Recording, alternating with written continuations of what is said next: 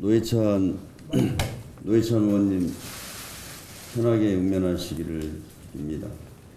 오늘 국회 연결식에서 노회찬 의원님을 보내드려야 합니다. 지난 일주일 많은 국민들이 애통해했던 시간이었습니다.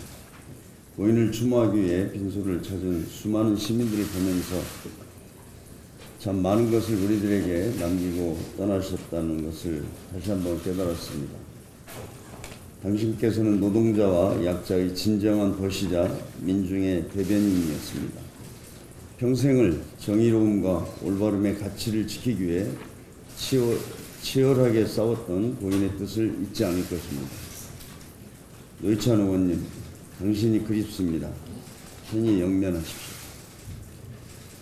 김선수, 노정희, 이동원 대법관 후보자 세 분이 국회 인준을 받았습니다. 세 분에게 거는 국민의 기대가 큽니다.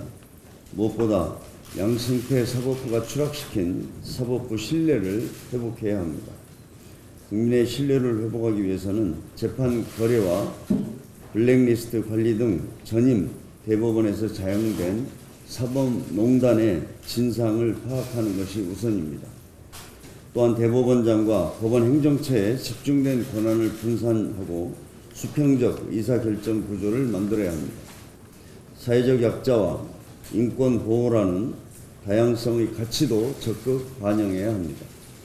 세 분 대법관께서 사법부와 대법원에 새 바람을 불어넣어 주시기를 기대합니다.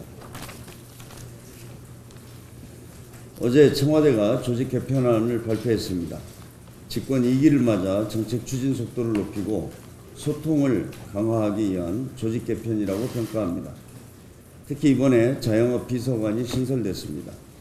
소상공인과 영세 자영업자 대책을 위한 당정 청관 협업을 강화하는 계기가 되었으면 합니다. 자영업자 문제는 우리 경제가 오랫동안 안고 있는 아킬레스건입니다.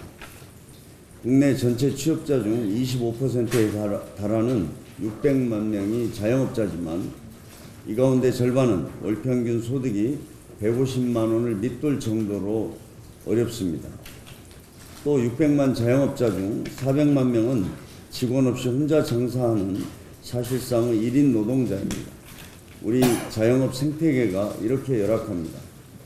정부 여당이 올 하반기 소상공인과 영세 자영업자를 위한 종합대책을 마련하려는 것도 이러한 사정을 개선하기 위한 것입니다. 자영업자의 어려움은 인건비 부담이 전부가 아닙니다. 임대료 부담과 대기업 골목상권 장악 등 근본적인 문제를 해결하여 소상공인과 영세 자영업자의 실질 소득을 높이는 것이 중요합니다. 그래야 경제 활성화와 지속 가능한 성장의 기반도 다질 수 있습니다. 우리 당은 8월 중 야당과 협의해 상가 임대차 보호법과 가맹점법 등 소상공인 영세 자영업자의 비용 부담을 덜어줄 법안을 처리할 것입니다. 또 카드 수수료를 제로로 낮추는 제로페이도 연말까지 마련할 계획입니다. 청와대 조직 개편과 함께 어제 문재인 대통령께서 우리 당 이계호를 농림축산식품부 장관에 내정했습니다.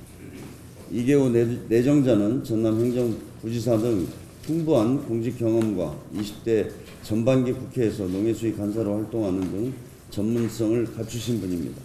인사청문 절차를 조속히 마칠 수 있도록 야당과 협의하도록 하겠습니다.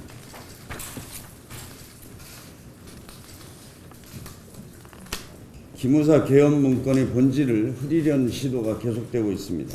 일부 야당과 보수 언론이 어제도 이번 사건을 하극상과 진실 공방으로 몰아가려 시도하고 있습니다. 국방부 장관이 잦은 사태와 해임 결의안까지 언급하면서 분기강 해의 문제로 관심을 돌리려 하고 있습니다. 그러나 어제 대통령께서 강조하셨듯이 이번 사건의 본질은 개헌 문건의 진실을 밝히는 것입니다.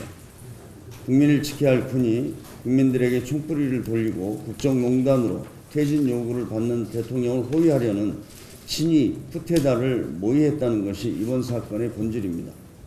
문건 보고 경위는 진상규명을 마친 이후에 다루면 됩니다. 지금 국방부 특수단과 군검 합수단의 수사가 빠르게 진행되고 있습니다. 수사 결과가 나올 때까지 이번 사건의 엄중함을 가리고 국민의 눈과 귀를 흐리려는 시도가 있어서는 결코 안 될 것입니다. 이상입니다.